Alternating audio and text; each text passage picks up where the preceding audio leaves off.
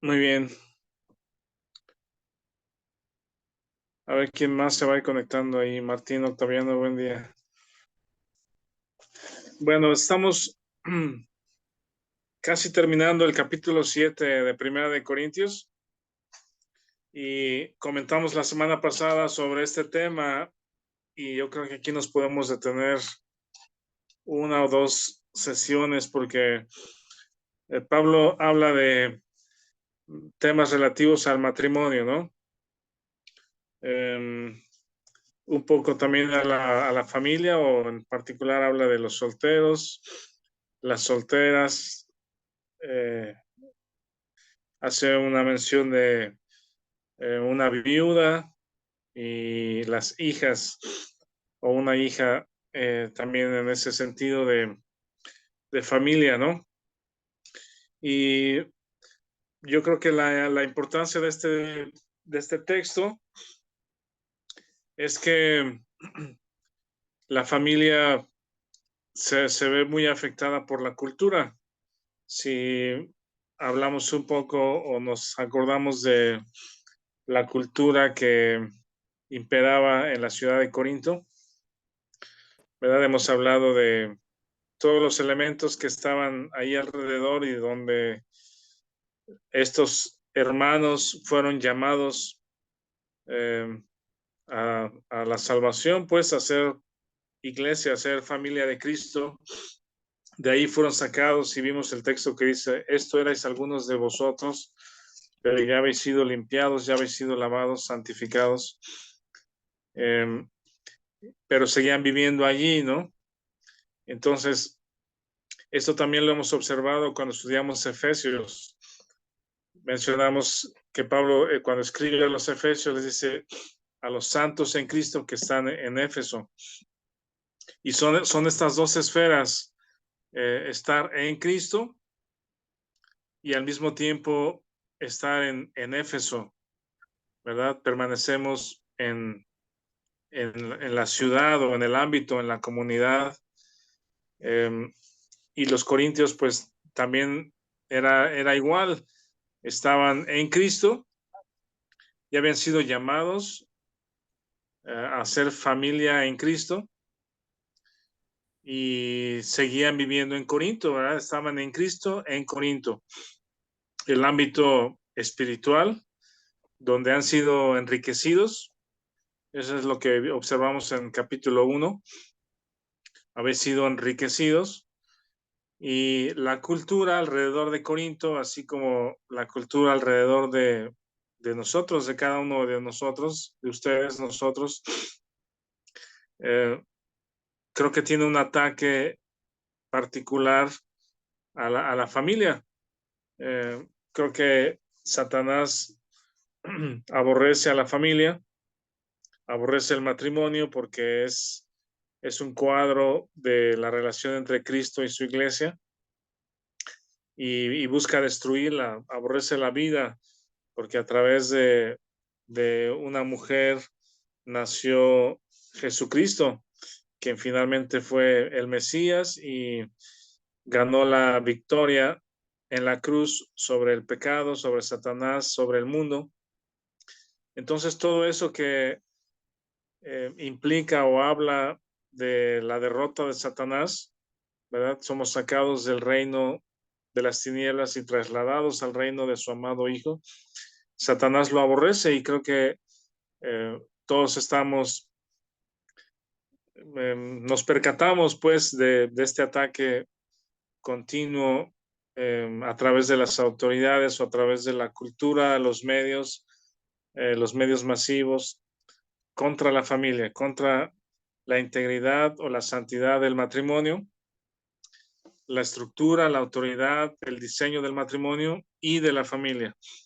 Y en contraste con la cultura, está la familia que es la iglesia y las familias que forman la iglesia, ¿verdad?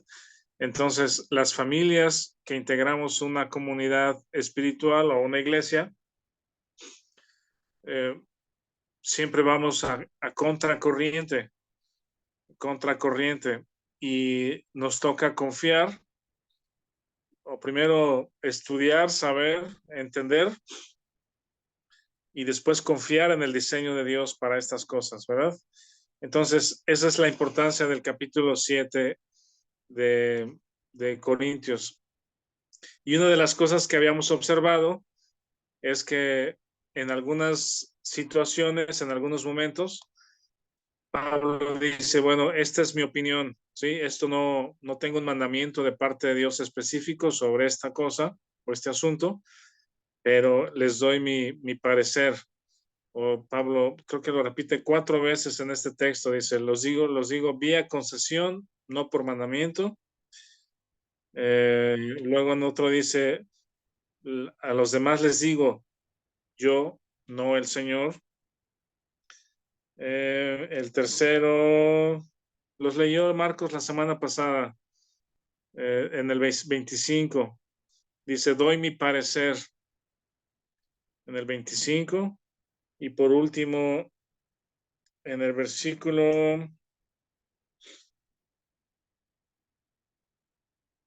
creo que es el 40, pero a mi juicio, sí, a mi juicio. Entonces, estas son las 4 ocasiones donde Pablo dice, esto se los digo yo por concesión, es mi parecer, no es un mandamiento del Señor específico. Y son temas muy particulares, y decíamos que no se opone, no es opuesto el parecer de Pablo a la verdad bíblica o a los principios eh, de Dios, pero hay asuntos donde la escritura o los principios bíblicos no son específicos, ¿verdad? Y estos son ejemplos de situaciones donde necesitamos consejería, ¿sí? Si alguien en la iglesia, algún creyente o alguna hermana creyente, eh, trae un caso específico, oiga, hermano o oiga, hermana,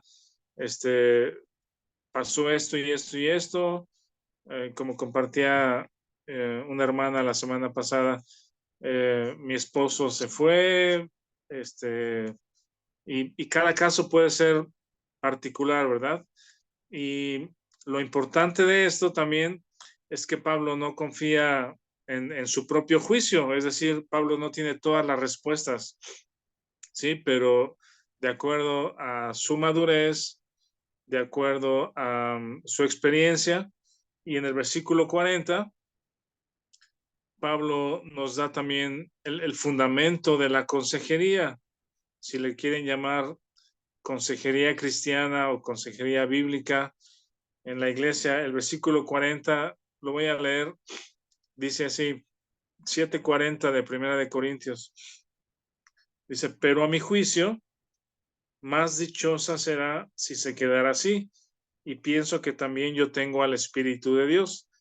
Y se refiere al caso de una hermana casada, en el versículo 39. Dice, si su marido vive, está ligada por la ley. Dice, pero si su marido muere, es libre para casarse. Eh, Dice, pero a mi juicio será más dichosa si no se casa, si se queda así viuda, sin casarse. Y Pablo dice, bueno, eso pienso, y creo que tengo el Espíritu de Dios. En ese sentido, ese es el fundamento de la consejería, ¿sí? Buscar la dirección del Espíritu, y sabiendo que el Espíritu mora en los creyentes, y puede dar un consejo, un juicio al respecto, ¿verdad? Una persona con madurez, con experiencia, llena del Espíritu, con buen testimonio, eh, puede dar un buen consejo cuando la Biblia no es explícita en algún tema en concreto. ¿Hasta aquí tienen alguna pregunta, algún comentario, observación? ¿Alguien?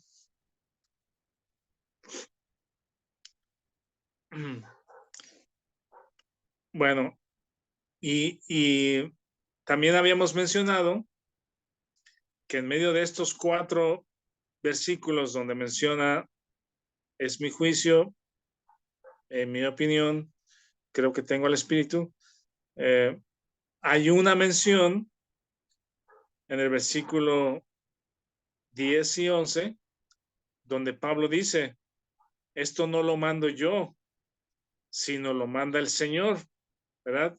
Este es un asunto donde no hay opiniones, donde no hay juicio personal o una opinión personal.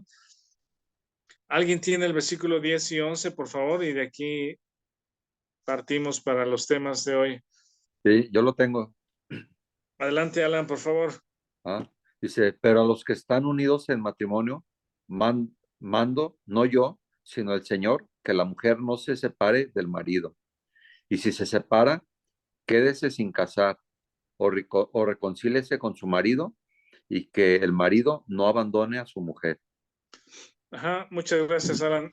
Y preguntábamos, bueno, ¿por qué en este caso Pablo dice, no lo mando yo, sino es un mandamiento del Señor? Y comentábamos que el tema es tan importante, la unión matrimonial entre dos creyentes en particular. Eh, ¿Por qué Pablo no tiene opinión, sino un mandamiento de que el marido dice que la mujer no se separe y que el marido no abandone a su mujer? Y mencionábamos que no hay opinión, sino es un mandamiento porque el matrimonio o la unión matrimonial, y particularmente entre dos creyentes, es un cuadro de la relación entre Cristo, Jesucristo y su iglesia, ¿verdad? Y nos fuimos a Efesios para mencionar esto que enseña Pablo, eh, que así como Cristo amó a su iglesia, se entregó por ella, eh, para santificarla, para purificarla. Así esa es la función del marido para con su esposa, ¿sí? Y por esa razón, la función del marido es de proteger, dirigir, cuidar, ser la cabeza, ¿sí? Y aquí podemos abundar un poquito más en eso, pero, y la mujer dice, si no abandone a su marido, y si lo abandona, quédese sin casar, sino busque la reconciliación. Eh, Comentábamos que este diseño donde el marido es la cabeza de la mujer no es un asunto de, puedo llamar, ¿cómo se llama? De capacidad, ¿sí? No es porque el hombre sea más capaz, porque el hombre tenga más capacidad o más talentos para ser la cabeza, sino son uno, entre los dos son uno, unidos en matrimonio, pero los dos o ambos tienen diferente función porque tienen diferente capacidad, tienen diferente eh, punto de vista, diferentes habilidades, ¿sí? Forma de pensar, de ver la vida, y en esas diferentes capacidades cada uno tiene su responsabilidad. Y una de las cosas que vemos hoy es que, y lo vemos desde Génesis 1, donde la Biblia menciona que va a haber una lucha por tomar el control y por someter a la otra persona, ¿no? Someter el marido, someter a la mujer y la mujer tomar la autoridad que tiene el marido. Y el matrimonio, esta semana escuché algo que me pareció interesante, dice que el matrimonio no es para ser feliz. Cuando uno se casa como creyente, eh, pues sí pensamos en tener una vida feliz, pero realmente la Biblia creo que nos enseña que el matrimonio no es para mi felicidad, sino es para mi santificación. Cuando una persona se une en matrimonio, lo que va a suceder es que va a entrar en un proceso donde tiene que aprender a morir a sí mismo, Sí, el marido tiene que aprender a morir a sí mismo. Ya no vivo yo, ahora Cristo vive en mí, y sí es la cabeza del matrimonio, de la casa, el marido, pero no para ser soberbio o para ser autoritario, sino para servir. Y en ese servicio tiene que estar muerto a sí mismo, vacío de sí mismo. Y la mujer, cuando entra al matrimonio, también tiene que entrar o entra a un proceso de depender en Dios, de confiar en el diseño de Dios y voluntariamente eh, someterse al diseño de Dios al marido. Obviamente, si esto lo hablamos en un foro abierto a toda la sociedad, evidentemente la cultura te va a decir, no, el machismo y son iguales y hay que buscar oportunidades o las mismas oportunidades y todos estos comentarios de la cultura que les digo, que influyen en la familia y en el matrimonio, son basados justamente en el desconocimiento del diseño de Dios y del poder de Dios en la vida de las personas. Entonces, por esas razones, Pablo dice, esto no lo mando yo, sino lo manda el Señor, que el marido no abandone a su mujer porque es cabeza, tiene esa responsabilidad y tiene que morir a sí mismo para liderar o para guiar a su familia. Y dice la mujer, no se separe del marido. Quizá es más vulnerable la mujer para cansarse o hartarse o frustrarse porque tiene un marido que no camina en fe, que no es espiritual, que no guía a la familia en aspectos espirituales, en disciplina, en ejemplo, ¿verdad? Entonces, la mujer puede cansarse, frustrarse y buscar separarse de esa relación, pero dice el texto que leímos, si la mujer se separa, quédese sin casar porque eh, la esperanza y la obra de Dios, o la esperanza es de que Dios trabaje en el corazón de ambos y ella pueda regresar, dice, a reconciliarse con su marido. Y bueno, aquí hay miles de elementos alrededor de estas cosas de el matrimonio, el hombre, la mujer. Y bueno, ahora sí les pido comentarios, observaciones, preguntas, ¿qué piensan de esto? Hasta aquí. ¿Alguna Perdón, aportación? pastor. Sí, Martín. Gracias, Dios le siga bendiciendo, hermanos. Nada más comentar lo que le dijeron los judíos al Señor, ¿no? Cuando se acercaron a hacerle esa pregunta. Señor, ¿por qué Moisés les permitió dar carta de repudio a su mujer? Y el Señor respondió, por la dureza de vuestro corazón, mas desde un principio no ha sido así. Por esto dejará el hombre a su padre y a su madre y se unirá a su mujer y los dos serán una sola carne, ¿verdad? Ahora, carne de mi carne, hueso de mis huesos.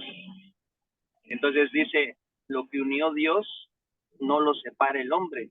O sea, no está dando una brecha para que tú puedas opinar de que te puedes separar de tu mujer o la mujer de su esposo.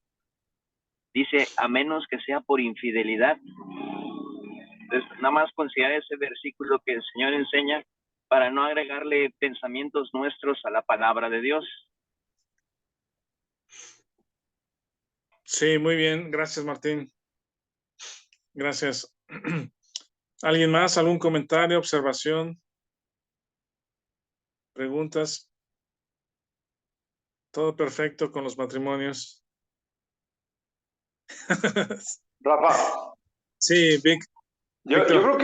creo que en esa parte, digo, lo que comenta ahorita Martín es muy interesante y también es digno de un estudio muy profundo. Sí, En algunas partes habla de la palabra de infidelidad, pero en otras traducciones se maneja como adulterio.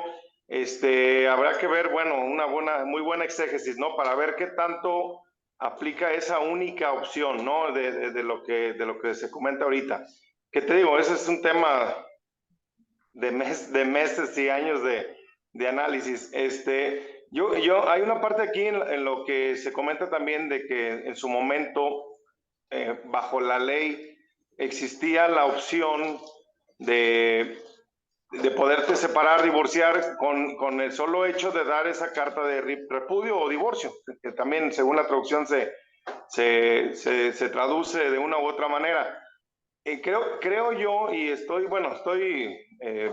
seguro de que en ese momento, cuando se estaban haciendo esas preguntas, había muchas personas en aquel tiempo, en el tiempo de los judíos, que aprovechaban como esa ley o esa oportunidad de decir, bueno, la ley me dice que si me quiero divorciar, pues simplemente le doy carta de divorcio. Entonces, si ya me gustó más la de enfrente o ya me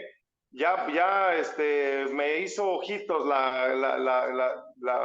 otra persona, otra mujer, pues simplemente doy carta de divorcio y pues a lo que sigue, ¿no? Entonces, creo que las mismas enseñanzas van incluso más allá de lo que en aquel tiempo la ley decía, porque finalmente ya ves que había dos grandes rabís, ¿no? O rabinos en aquel tiempo, Hillel y Shammai creo que se llamaban, que uno era demasiado radical o demasiado legalista en el sentido que hasta porque la comida ya se había enfriado, que ya era un motivo de separación, ¿no? Creo que ese era Hillel, y Shammai decía que no, precisamente que era solamente por causa de infidelidad sexual, ¿no? Entonces, bueno, pues toda la vida ha estado este conflicto de pensamientos y lo que Jesús viene a decir es simple y sencillamente, o sea, la cosa no es una receta de cocina, ¿no? O sea, ya hay algo que no me gustó, bueno, doy carta de divorcio, en este caso, pues digamos, el divorcio legal, por decir así, hoy en estos tiempos, y a lo que sigue, ¿no? Y feliz de la vida, sino que hay mucha enseñanza alrededor de todo esto donde el espíritu o la profundidad de estas cosas viene no en la satisfacción personal, lo que tú decías hace un momento. Ya no me hace feliz esta persona. Bueno, le doy carta de divorcio y me voy con otra persona que sí me haga feliz. Y no va por ahí las cosas, porque finalmente, si nosotros anteponemos la felicidad nuestra a la santificación de la unión que fue por parte de Dios, porque generalmente no le ponen a nadie una pistola en la cabeza para decir, ahora te casas porque te casas, ¿verdad? A la antigüita, ¿no? Ya te robaste a mi hija, ahora con el machete en la mano te casas porque te casas. Hoy en día esas cosas no aplican, ¿no? Entonces, es el hecho de decir, espérame, esto es la pregunta, ¿no? ¿El matrimonio es la santificación de Dios o el matrimonio es el camino para santificar a Dios? Entonces, en esa parte donde yo me hago a un lado y pongo a Dios exactamente como el centro de mi matrimonio, esto nos va a llevar a cabo o nos va a llevar a un camino en el cual, ante una dificultad, por pequeña, mediana o grande que sea, lo primero que debemos de poner es si esto o si la decisión que se vaya a estar tomando verdaderamente glorifica a Dios. Y puede haber muchas opiniones, y esto es más, se va a acabar el mundo y la gente no se va a poner de acuerdo, no nos vamos a poner de acuerdo en si la decisión es la correcta o no es la correcta, y no se trata de agradar a las personas, se trata de que con el corazón en la mano verdaderamente se esté tomando una decisión de acuerdo a la voluntad de Dios, porque hay un proceso en el cual es permisivo, pero es un tema en el que no se tiene que abaratar para decir lo puedo o no lo puedo hacer por mi gusto. No sé si me doy a entender. Sí, muchas gracias, Víctor. Sí, justamente la cultura y lo que vemos hoy en los medios, en las películas, está más enfocado al romance, al enamoramiento, pues, a la felicidad individual, a mis planes, cuando entras al matrimonio. Y justamente ese es el tema que aborda Pablo, pues, que es, ok, llega un momento en los matrimonios entre los creyentes que las cosas se atascan o no avanzan, o hay frustración o cansancio o ofensas hasta cierto punto o un punto avanzado. Y justamente en medio de esas situaciones son las que Dios usa para santificarnos, particularmente en el matrimonio, para que el hombre confíe en el Señor, tome su posición de servidor, de líder espiritual, de confiar en el Señor, de proteger a su familia, cuidarla, así como Cristo amó a la iglesia. Y en ese camino, la mujer aprende a confiar y a descansar también en el Señor, mirando a Cristo. Entonces, tenemos un buen material que algunos de ustedes conocen, que se llama el matrimonio bíblico. Si algún día quisieran, a lo mejor terminando Corintios, que nos metiéramos a estudiar el matrimonio bíblico, también es muy interesante, porque habla justamente acerca de eso, que el matrimonio es el proceso que Dios usa, o las situaciones en el matrimonio, para santificarnos, para morir a mí mismo cada día y servir y confiar. Marcos, ¿o quién quiere opinar? ¿Quién quiere? Creo que está Juanjo. Adelante, Juanjo, y luego Martín.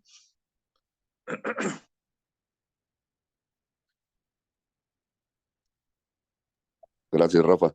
Oye, nada más yo tengo una duda.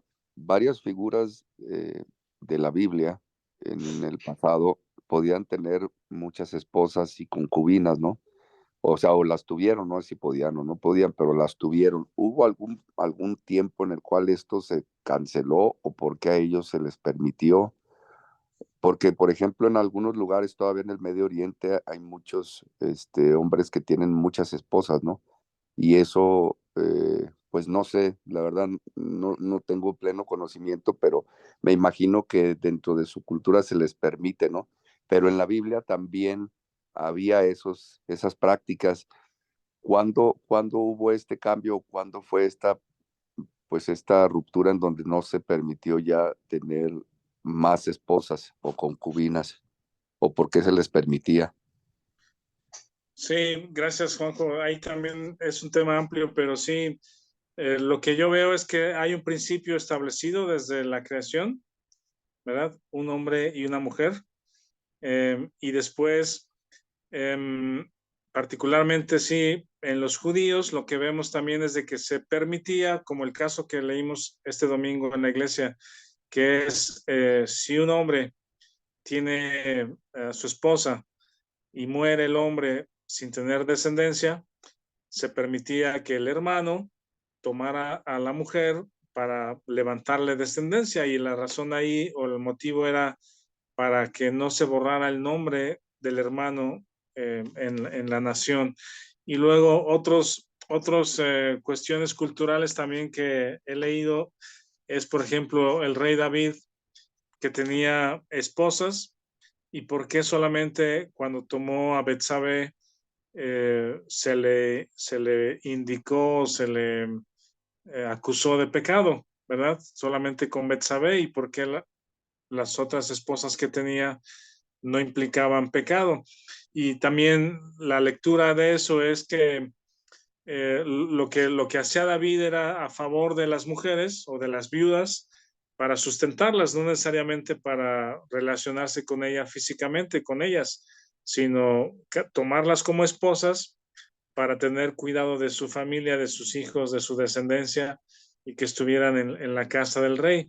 Pero particularmente en Betsabé, sí se le acusa de pecado porque fue abiertamente adulterio. Entonces, yo creo que sí es un tema cultural, se permitía eso, tomar a la criada, como en el caso de Abraham también, para levantar descendencia, pero había motivos muy particulares en ese caso. Pero el principio inicial del matrimonio, un hombre y una mujer, ese no cambia. Y en nuestros tiempos es igual. Espero haber contestado a la pregunta, Juanjo. Sí, gracias, Rafa. Pues desde ahí partimos, ¿no? Desde el principio, ya si se hicieron modificaciones después o hubo razones para hacerlo, pues ya se tendría que estudiar, pero sí quedó claro. Gracias, Rafa. Sí, de nada, Juanjo, gracias. ¿Alguien más iba a comentar algo? Creo que Martín. Y luego Víctor. Sí, pastor. Eso que comenta el hermano Juanjo, lo vemos en Génesis capítulo 4. Dios le dio una Eva nada más, a Adán no le dio dos, ¿no? Pero Lamec, el hijo de Caín, que representa el linaje de la serpiente, la simiente de la serpiente, Lamec fue el primero en tener dos mujeres. Es el modelo del hombre a su propia manera de cómo trata y se esfuerza de ser su propio Dios y empieza a satisfacer sus propios deseos fuera del diseño de Dios, que es el matrimonio a la manera que Dios lo creó, ¿no? Y eso que comentaba el pastor hace rato de a veces puede ser que la esposa tenga un marido muy difícil de soportar o el marido tenga una esposa muy difícil de soportar. Todos tenemos diferentes tipos de carne, ¿verdad? Y todos cuando estamos en la carne pues vamos a ser difíciles de soportar. Pero dice el Señor que si a Cristo lo conocimos según la carne, ya no lo conocimos así, dice por medio del apóstol Pablo. Entonces, sabiendo que si Cristo murió, todos nosotros morimos con Él. El amor de Cristo nos comprime, nos constriñe, enseñándonos esa verdad. Entonces es una oportunidad de que si Dios te dio una mujer como la mujer de Job, es una excelente oportunidad para ser ejercitado en la piedad, para que el Espíritu nos forma la imagen de Cristo. Y eso es la santificación, y viceversa, la mujer también, ¿no? Sí, gracias, Martín. Adelante, Vic. Pues ya era en el sentido eso de lo que comentó justamente Martín, pues que también quería comentar que en mi opinión, no lo dice Dios, sino lo digo yo, el 99% de las personas que se casan por motivos equivocados, pues sin conocer estas verdades, ¿no? Sí, de haberlo sabido sería muy fácil la vida, no sería muy fácil, pues, porque siempre hay dos carnes, pues. Entonces, sin duda, Dios usa el matrimonio para perfeccionar a las personas, ¿no? Pensando en eso, quería comentar las estadísticas que recuerdo cuando estaba en la carrera ya en los 90s. Teníamos un compañero éramos 24 en un salón y había un compañero que sus papás estaban divorciados y era así como que algo que se resaltaba, pues. O sea, era notorio, pues, y eh, ¿cómo se llama? Se sentía un poco de tristeza hacia ese compañero porque pues, sus papás estaban divorciados, pues era algo extraordinario, pues. Hoy día vemos cómo la cantidad de divorcios que hay, ¿no? En el mundo, o sea, se ha facilitado mucho y bueno, nada más entender que estamos en un mundo caído donde pues bajo el gobierno de Satanás, ¿no? Entonces, ahora que estamos en Cristo, bueno, ya sabemos estas verdades y pues nada, darle gracias a Dios, ¿no? Por eso, por cómo obra en las vidas de nosotros a través del matrimonio, ¿no? Y también quería comentar de los jóvenes que no se casan, o sea, también que ignoran estas verdades y que quizás sería un buen tema para compartir con los jóvenes, ¿verdad? Para que vean que no es, o sea, que no se sigan casando por los motivos equivocados, pues, o que dejen de casarse por los motivos equivocados, por falta de dinero, por falta de lo que sea, pues, o estar centrado mucho en ellos, sino que pudiéramos compartir con ellos el diseño original y cómo y de qué se trata, pues, de qué se trata el matrimonio eh, desde el punto de vista de la Biblia, ¿no? Es todo, gracias. Sí, muchas gracias, Vic. Bueno, el siguiente tema relativo a esto es lo que mencionamos la semana pasada. Si alguien quiere leer versículos 36 al 38, y aquí también yo creo que va a estar, nos va a tomar tiempo para analizar este tema. ¿Alguien quiere leer 36 al 38?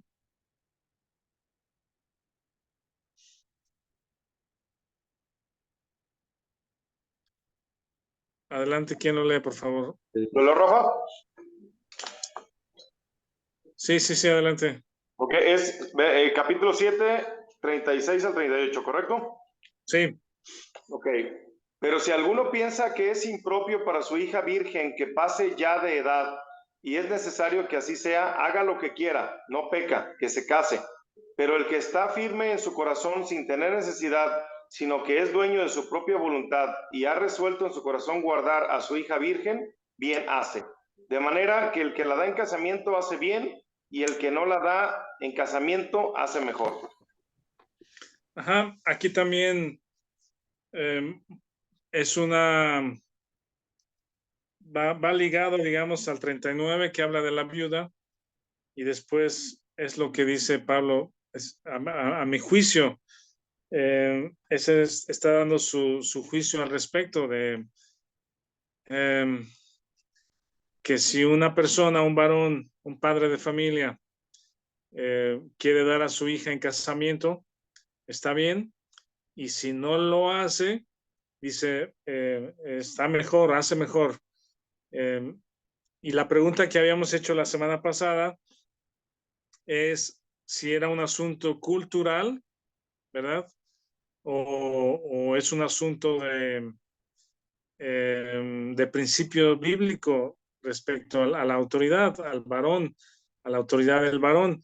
Entonces, si vemos este texto a los lentes o con los lentes de nuestra cultura actual, obviamente lo vamos a leer como un papá autoritario, ¿cómo se llama? Que no le da permiso a sus hijos o a su hija de casarse, y que la tiene como sometida, ¿verdad? Y la consecuencia o el resultado de ese pensamiento en nuestra cultura es que está mal, pues, hay que dejar a los hijos que crezcan, que se desarrollen, que tomen sus decisiones. Pero vamos a este versículo en este contexto del diseño y de la cultura de Corinto, ¿verdad? Que estamos en Cristo, en Corinto. Estamos en Cristo como creyentes y al mismo tiempo estamos en Guadalajara o en México o en este mundo con la cultura que deja fuera a Dios, ¿verdad? Contraria a Dios. Y en ese mundo en el que estamos, tiene que prevalecer en el creyente la confianza en el diseño de Dios. Entonces, este asunto, como les decía, no es un tema cultural, ¿sí? No leamos como una cuestión cultural. No está hablando de un matrimonio arreglado. Y esto sí sucedía a lo largo de la historia en muchos países.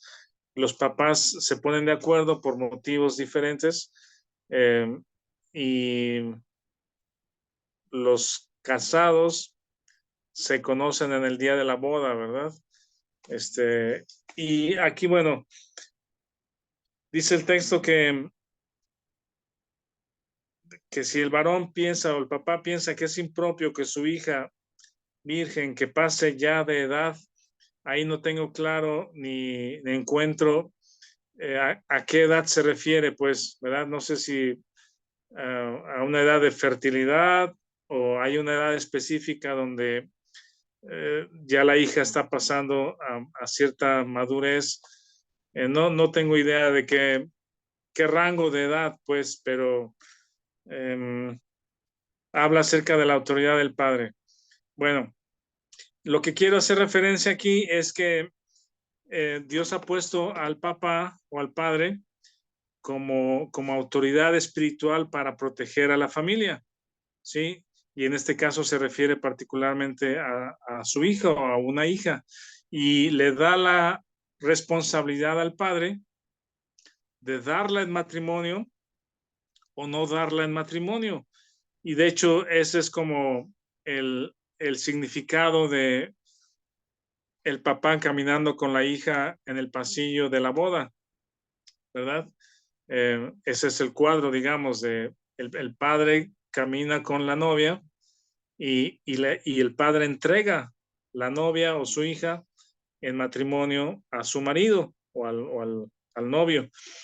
Ese es el cuadro, ese caminar con la novia del papá es el cuadro de esto, de darla en matrimonio.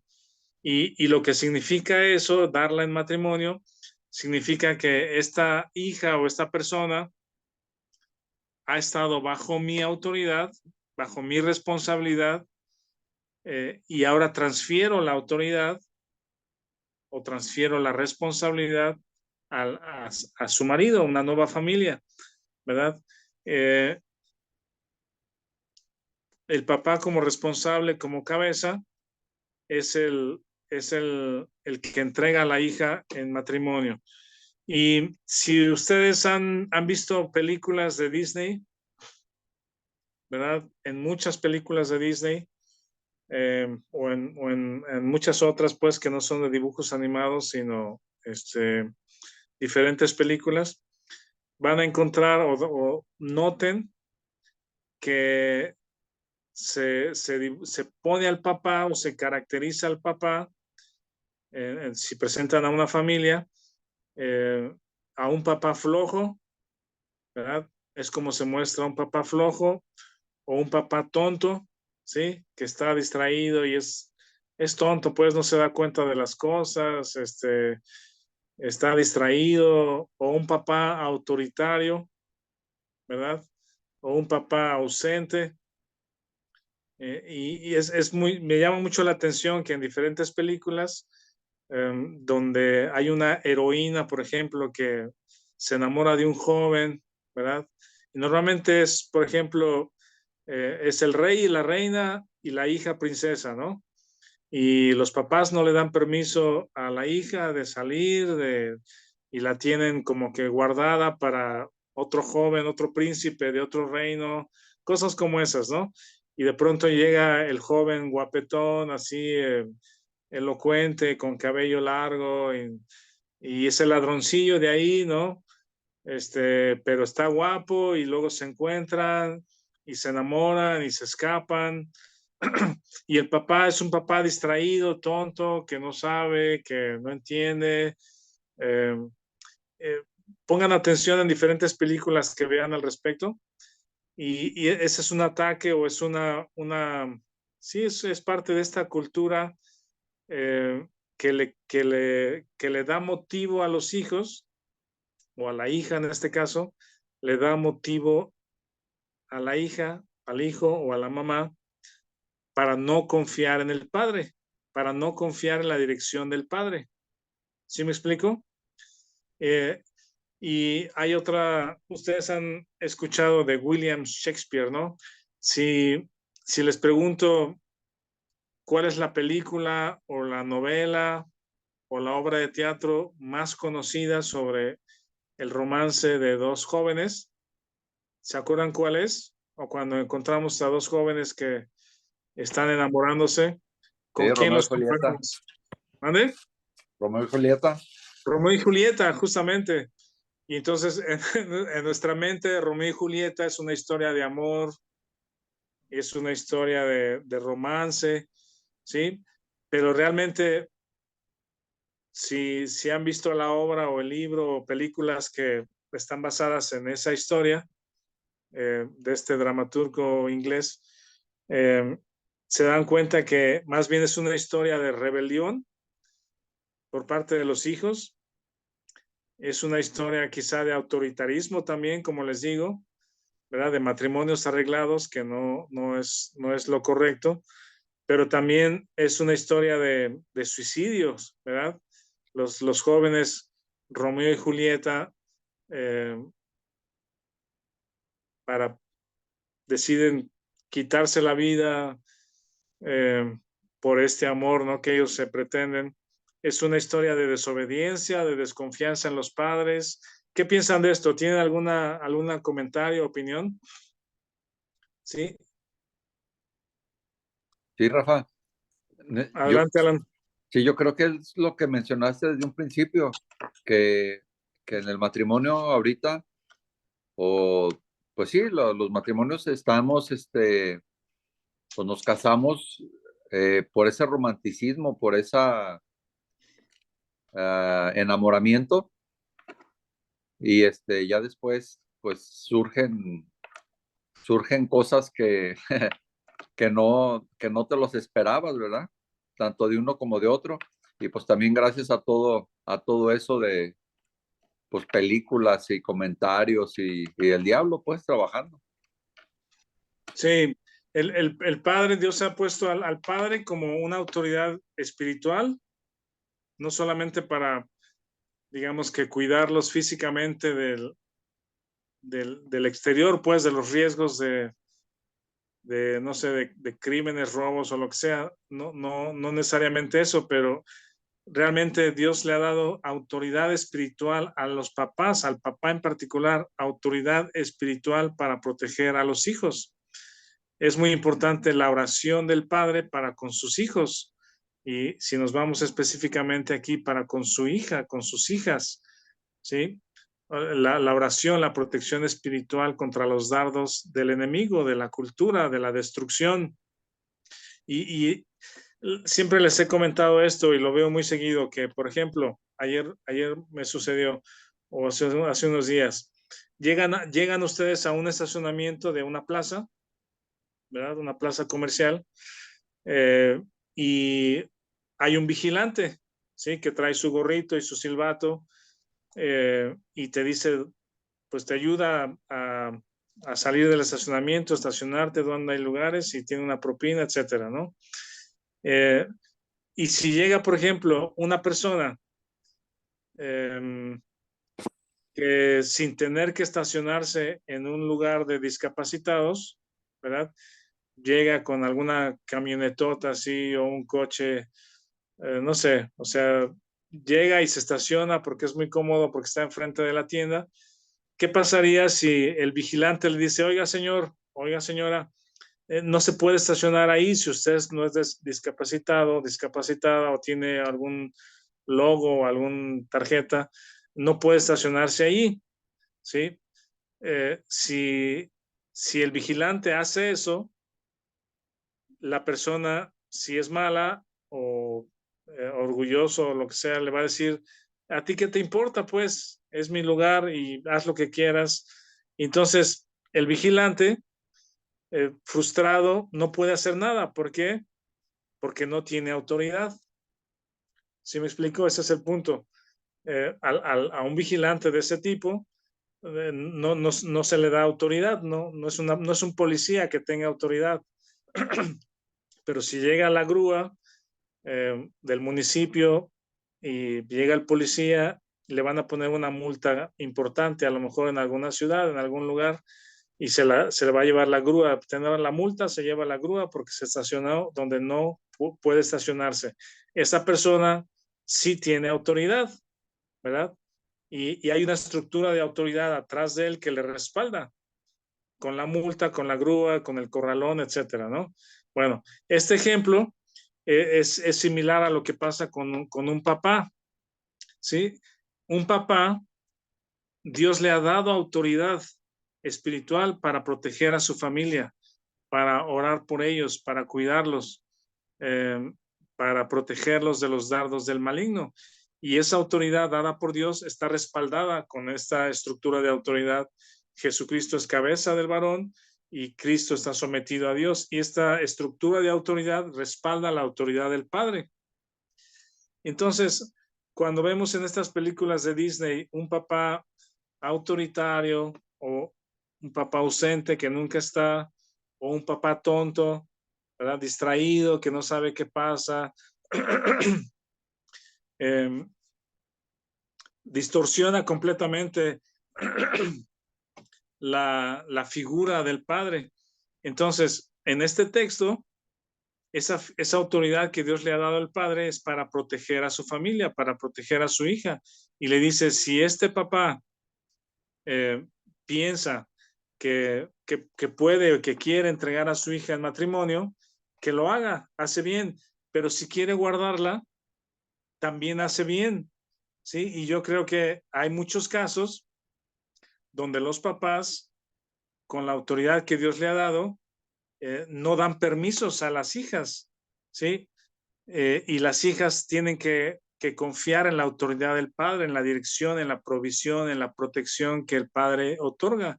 Y la hija puede confiar en la dirección que Dios le está dando. Miren, hoy en día, ustedes han escuchado del matriarcado, ¿verdad? Y en México, o no sé si en Latinoamérica, pero en México, el cuadro del matriarcado es justamente por la falta de un padre, por la falta de los padres, ¿sí? Un padre ausente, digamos que hay una familia, el papá ausente no está, o se fue con otra persona, o trabaja todo el día, o está de viaje y no tiene cuidado de su familia, nada más llega a dormir, a comer, a cambiar y se va otra vez. Entonces la responsabilidad de la casa queda en la mamá. Y lo ha visto muchas veces y ustedes pueden dar testimonio también de esto, ¿sí? Que en esa familia hay una jovencita o dos jovencitas, una familia, y la jovencita pues se va sola a la primaria, se va sola a la secundaria, y la secundaria y la preparatoria son lugares bien peligrosos, ¿verdad? Porque el ambiente no solamente es educativo, académico, pero también llegan a ser los lugares de mayor influencia sobre los jóvenes. Los amigos, las amigas resultan de mayor influencia sobre los jóvenes. Y si el papá o la mamá no tienen cuidado de la hija o de las hijas, la hija termina involucrándose con algún jovencito por ahí, ¿verdad? Se enamoran y luego se escapa y se juntan y de pronto surge la famosa frase y resultó embarazada, ¿verdad? Y siempre me llama la atención esa frase porque se dice como si fuera un sorteo, ¿no? Como, ay, qué extraño, resultó embarazada. Pues sí, lo que no saben los papás es de que tienen meses, eh, no sé, o sea, los papás ausentes y desconociendo lo que pasa con los hijos, la hija tiene meses viendo al muchacho y el muchacho ya tomó control sobre la vida de la chica y surge esto, pues resultó embarazada, ok. Luego la joven nace su bebé, si es que no lo aborta con la cultura actual también, nace el bebé, luego crece el bebé, crece la familia y ese muchacho que no tuvo respeto por la joven, ¿verdad? Ahora resulta que ahora va a ser el papá ausente, ¿sí? Y el modelo se repite. Ahora hay un nuevo papá ausente que así como fue atraído hacia la jovencita para embarazarla, pues ahora él está ausente y se va a involucrar o se va a enredar con alguien que le llene el ojo ahora, ¿verdad? Y ahora el modelo anterior de los papás, ahora es el modelo de la familia nueva y ese modelo se repite. Y entonces ahora la abuelita, ¿verdad? Se tiene que hacer cargo o la mujer crece y se hace más grande, es la que controla la familia y de ahí el matriarcado y hay mujeres luchonas, fuertes, sabias que sacan adelante a la familia, que muy trabajadoras y el asunto es de que y los papás y el hombre, la autoridad o el respeto, la autoridad espiritual para proteger a su familia ha estado ausente por generaciones, ¿verdad? Con sus muchas excepciones, pero ese es el patrón, el modelo cultural en muchos lugares. Se repite la historia. Y entonces, cuando Pablo dice, si hay un hombre, si hay un varón que domina su voluntad, que es dueño de su voluntad, y no por necesidad o porque tenga aflicción o malestar por el asunto que está padeciendo su hija, dice, si decide no darla en matrimonio, bien hace mejor, porque la está cuidando. Y con la esperanza quizá que llegue un buen joven, un joven creyente, un joven piadoso, que tenga temor de Dios, que esté creciendo en la fe, que sepa, que ame a Dios, que sepa las verdades bíblicas, y entonces el papá entrega a su hija a una autoridad o a un varón que la va a cuidar y la va a respetar y la va a amar y se va a entregar a sí mismo por ella. Ese es el comentario o el valor de estos textos, ¿no? ¿Algún comentario para ir terminando? ¿Alguna observación? ¿Qué piensan? Nos quedan como 4 minutos. Rafa, de los tiempos, pues, para hacer esto, sería bueno que supiéramos esto antes de casarnos, ¿no? Antes de tener familia, pues. Porque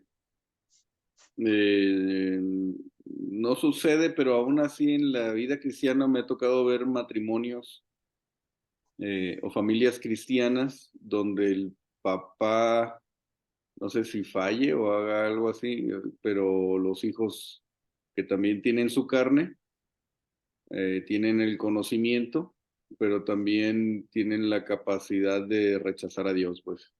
Sí. Y bueno, o sea, no, quizá, no sé si sería bueno saber que no podemos esperar un resultado fijo donde 1 + 1 igual a 2, pues, sino que eso yo creo que por la variable la carne también dentro de los hijos, ¿no? O de todos, pues, del papá y los hijos, hijas. Sí, yo creo que los creyentes o hijos creyentes también tienen sus propias luchas, su propio camino, su propia carne, su propia voluntad, y cada uno decidimos qué rumbo ir tomando, pues, aunque sean, ¿cómo se llama? Que los elementos correctos estén en su lugar, ¿verdad? No es una fórmula, como dices, perfecta, pero confiamos en lo que Dios hace, pues, en cómo Dios trabaja en los corazones. Ese es el asunto cuando dice, si una mujer se separa de su marido, no se case, no se enrede más, no enrede más el asunto, sino busque reconciliar, porque esa es la esperanza, que Dios trabaje en los corazones de las personas y siempre haya una reconciliación, una retomar, digamos, la confianza en Dios. Sí, correcto. ¿Alguien más?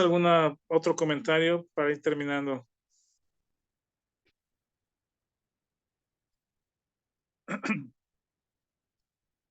Bueno, si no hay, entonces yo creo que la próxima semana podríamos continuar con el capítulo 8. Y papás, entonces, oren por sus hijos, oren por su familia, tengan un tiempo de oración, juntos, de un momento de confiar en el Señor. Y no fuimos a 2 textos que hablan de la autoridad, que es Romanos 13 y Primera de Pedro, pero si quisieran podemos revisar esos versículos la próxima semana. ¿Quién nos despide, Vic? Gracias, Vic.